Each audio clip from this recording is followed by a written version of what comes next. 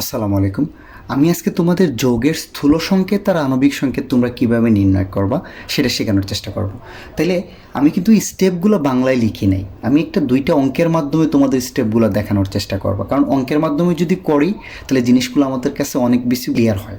ওকে, তাহলে দেখো, আর স্থূল সংকেত বের করতে হলে ফার্স্টলি আমার কী লাগবে, মৌলের কী লাগে, শতকরা সংযুক্তি লাগে। একটা যৌগে ওই মৌলের শতকরা কী লাগে, সংযুতি লাগে। তাহলে এখানে দেখো অঙ্কে কিন্তু দেয়া থাকবে, ধরো কার্বনের শতকরা সংযুক্তি কত, 40%, হাইড্রোজেনের 6.67%, অক্সিজেনের 53.33%। এই যে শতকরা সংযুক্তিটা থাকবে, এই শতকরা সংযুক্তি থেকে তুমি প্রথমে কি বের করবা, স্থূল সংকেত। শতকরা সংযুক্তি থেকে স্থূল সংকেত আমি স্টেপগুলো বলে দিব কিভাবে বের করবা। স্থূল সংকেত থেকে তুমি কি বের করবা, আণবিক সংকেত। তাহলে স্থূল সংকেত বের করতে হলে প্রথমে লাগবে শতকরা সংযুক্তি। এই যে মৌলের শতকরা সংযুক্তি তোমার অঙ্কে দেয়াই থাকবে, এই শতকরা সংযুক্তি থেকে তুমি প্রথমে স্থূল সংকেত বের করবা, স্থূল সংকেত থেকে ওই যৌগের আণবিক সংকেত বের করবা। তাহলে তোমাকে যদি ডিরেক্ট আণবিক সংকেতও বের করতে বলে, স্থূল সংকেত মানে শতকরা সংযুক্তি দিয়া, তুমি প্রথমে স্থূল সংকেত বের করবা, তারপরে গিয়ে আণবিক সংকেত। তাহলে আসো কেমনে, প্রথমে এই যে শতকরা সংযুক্তিগুলো দেয়া আছে না ভাই, দেখো তো ক্লিয়ারলি, এদেরকে তাদের পারমাণবিক সংখ্যা দ্বারা তুমি ভাগ করে দিবা। অর্থাৎ কার্বনকে কার্বনের পারমাণবিক সংখ্যা দ্বারা, হাইড্রোজেনকে হাইড্রোজেনের পারমাণবিক সংখ্যা দ্বারা, অক্সিজেনকে অক্সিজেনের পারমাণবিক সংখ্যা দ্বারা তুমি ভাগ করে দাও। এটা হলো স্থূল সংকেত বের করার ফার্স্ট স্টেপ। অর্থাৎ লিখতে পারি, দেখো তো, মৌলের শতকরা পরিমাণ বা শতকরা সংযুক্তিকে, হ্যাঁ, শতকরা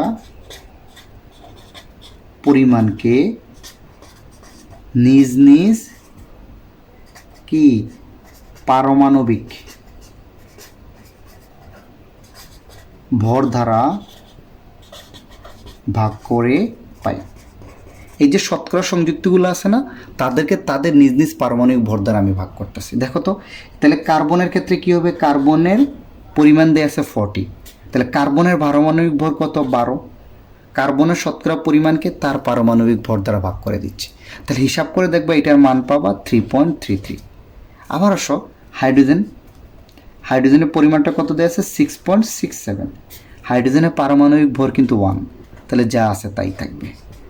তারপরে আসো অক্সিজেন, অক্সিজেনের শতকরা পরিমাণ কত, 53.33, অক্সিজেনের পারমাণবিক ভর 16, এটাও তোমার হিসাব করে দেখবা 3.33। আচ্ছা, এখন দেখো চিন্তা করে ফার্স্ট স্টেপটা কি বলছি, শতকরা যার যার শতকরা পরিমাণকে তাদের পারমাণবিক ভর, যেমন কার্বনের শতকরা পরিমাণকে কার্বনের পারমাণবিক ভর দ্বারা ভাগ করছি, যেটা পাইছি। হাইড্রোজেনের শতকরা পরিমাণকে হাইড্রোজেনের পারমাণবিক ভর দ্বারা, অক্সিজেনের শতকরা পরিমাণকে অক্সিজেনের পারমাণবিক ভর দ্বারা ভাগ করে এই রেজাল্টগুলো পাইছি, ভাগফল। ডিরেক্ট এইভাবে দিবা, এই লাইনটা লিখবা, শতকরা পরিমাণকে নিজ নিজ পারমাণবিক ভর দ্বারা ভাগ করে পাই, কার্বন সমান এইটা, হাইড্রোজেন সমান এইটা, অক্সিজেন সমান এইটা।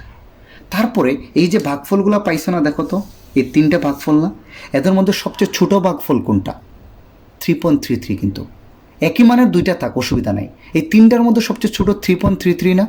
এই ভাগফলগুলোকে সবচেয়ে ছোট ভাগফল দ্বারা আবার ভাগ করে দাও। তুমি যে ভাগফল পাইছো না তিনটা, পারমাণবিক ভর দ্বারা ভাগ করার পরে এদেরকে যে সবচেয়ে ছোট যেটা ওইটা দিয়ে আবার ভাগ করে দাও। তাহলে বলতে পারি না, ভাগফলগুলোকে এদের মধ্যে সবচেয়ে ছোটো কত, 3.33 না, 3.33 দ্বারা কি করে পাই, ভাগ করে পাই। অর্থাৎ দেখো, কার্বনের যেটা পাইছি সবগুলা ভাগফলকে এখন এইটা দ্বারা ভাগ করে দিব, 3.33 ভাগ 3.33 ইজ ইকুয়াল টু 1। সিমিলারলি হাইড্রোজেনের মানটাকেও ছোটো ভাগফল দ্বারা ভাগ করে দিব, এটা হবে 2। একটা জিনিস মনে রাখবা, ধরো 2.01 পাইছো বা 2 এর খুব কাছাকাছি, এটাকে পূর্ণ সংখ্যায় কনভার্ট করে দিবা, 2 দিয়ে দিবা, হ্যাঁ। তারপর আসো অক্সিজেন, 3.33 ভাই 3.33 ইজ ইকুয়াল টু 1। তাহলে এই যে দেখো, প্রথমে কি করছি, শতকরা পরিমাণকে তাদের পারমাণবিক ভর দ্বারা ভাগ করছি, তারপর এই ভাগফলগুলোকে সর্বনিম্ন ভাগফল দ্বারা ভাগ করে দিছি। তাহলে এই যে সংখ্যাগুলো পাইছো না, এই সংখ্যাগুলার অনুপাতেই তোমার কি হবে, স্থূল সংকেত গঠিত হবে, আর কিচ্ছু না। তাহলে স্থূল সংকেতটা কত হবে বলো তো, অতএব স্থূল সংকেত, স্থূল সংকেত দেখো, কার্বন হাইড্রোজেন আর অক্সিজেন পরপর লিখে যাও, কার্বন হাইড্রোজেন আর অক্সিজেন। তাদের অনুপাত কত হবে? কার্বন থাকবে স্থূল সংকেতে একটা, এই অনুপাতগুলো দেওয়া আছে, অণুতে পরমাণুর অনুপাত এইটাই কিন্তু আগে। কার্বন থাকবে একটা, হাইড্রোজেন থাকবে কয়টা? দুইটা, অক্সিজেন থাকবে একটা। এক দেওয়ার আর দরকার নাই, এক দিলেও যা না দিলেও তা। তাহলে তুমি দেখো যৌগটার স্থূল সংকেত পেয়ে গেছো। এখানে ভাগফলগুলোকে ক্ষুদ্রতম ভাগফল দ্বারা ভাগ করার পরে যে অনুপাতটা পাবা, তোমার যৌগে এই পরমাণুগুলো এই অনুপাতে থাকবে, CH2, এটা হয়ে যাবে তোমার স্থূল সংকেত।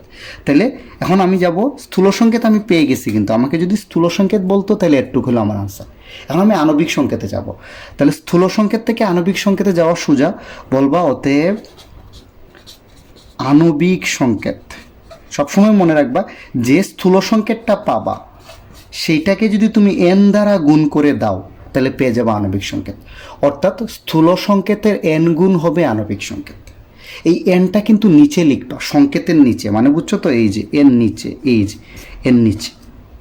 অর্থাৎ এই সবগুলো পরমাণুকে যদি তুমি n দ্বারা গুণ করে দাও তাইলে যেটা পাবা সেটা হয়ে যাবে তার আণবিক সংকেত। এই n এর মানটা আমরা কেমনে বের করব? n এর মানটা হচ্ছে মনে রাখবা আণবিক ভর, মানে যৌগের আণবিক ভর বাই কি স্থূল সংকেতের আণবিক ভর, স্থূল সংকেতের ভর, মানে তোমার যে যৌগটা আছে সেটা আণবিক ভর বাই এই যে স্থূল সংকেত বের করছো না তার ভর।